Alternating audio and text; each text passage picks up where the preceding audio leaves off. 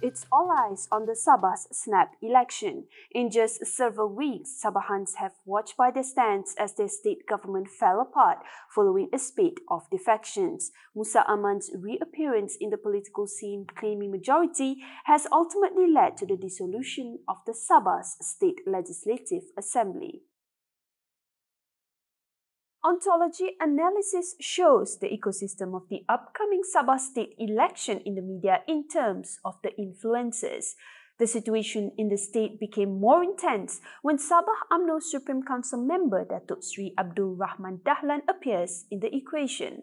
Rahman, who made a sudden press conference with 12 other state division chiefs, voiced out his disagreement with UMNO President Zahid Hamidi in placing Sabah UMNO Chief Bung Mokhtar Radin as the one to lead the party for the Sabah state election. He argued the move to place Bung as suicidal move. He said that they did not want a leader who had to attend court cases on corruption charges to campaign for the coalition in the state election. Rahman added that the person who leads the state's Barisan Nasional machinery must be free from negative perceptions that can be used against them by the opposition. Additionally, he said that Bung's appointment was not discussed prior Zahid's announcement and therefore went against the party's decision last year to grant autonomy to its Sabah chapter. Rahman's involvement in the picture has changed the battleground in Sabah in the upcoming state election.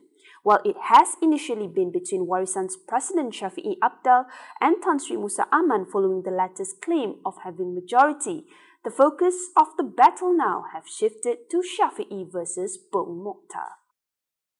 In fact, Musa has appeared to be under the radar after the Kota Kinabalu High Court dismissed his bid to stop the state election on August 21. Previously, Musa and 32 other assemblymen had pursued a legal challenge on the decision of Sabah Governor Tun Juha Mahiruddin's decision to dissolve the Sabah Assembly. Despite the failed attempt, Musa's group has said that the matter will be taken to the Court of Appeal, stating that they have not given up and will continue to fight. Meanwhile, in the case of Rahman Dahlan's statement towards Bung's appointment, it can be learned that not all in UMNO Sabah are against the latter's appointment. Sabah UMNO Youth has thrown its support behind Bung to lead the PN election machinery in the coming polls, while urging all sides to respect the decision of the leadership. In relation to this, its youth chief Abdul Aziz Julkarnain said that the party need to move together to fight for the fate and interest of Sabahans. Additionally, former youth chief of UMNO Khairi Jamaluddin also shared his 2 cents with regards to Rahman's move. The Rembau MP urged party leaders to resolve any conflict over who should lead the machinery for the Sabah state election next month.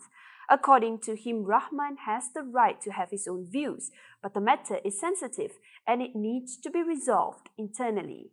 Nevertheless, Bung Mokhtar himself did not appear to be disturbed by his critics.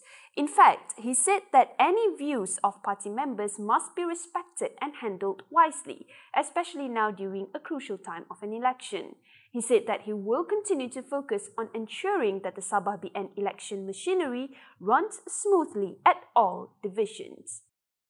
So whose game is it in Sabah? Visual shows the key figures that might influence the upcoming state election in Sabah.